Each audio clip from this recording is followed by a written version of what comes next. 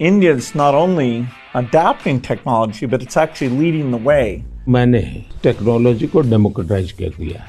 Agriculture में भी मैं बहुत बड़ा रिवॉल्यूशन ला रहा हूँ और मैं माइंडसेट बदलना चाहता हूँ।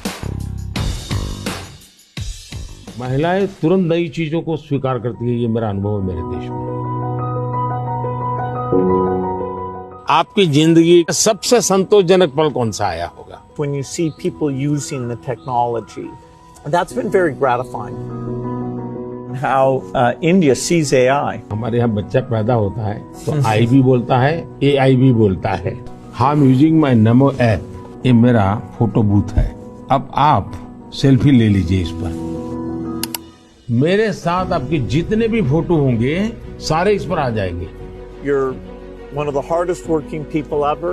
When you do want to relax, do you have a game or something that helps you to take time off? तो मेरा बॉडी एक प्रकार से ट्रेन हो चुका है और इसलिए मुझे रिलैक्स करने के लिए कुछ एक्स्ट्रा किसी चीज की जरूरत नहीं पड़ती। मेरे मन में हमेशा एक इमोशनल अटैचमेंट है कि जो मिशन मेरे सामने है मैं उसको जीता हूँ।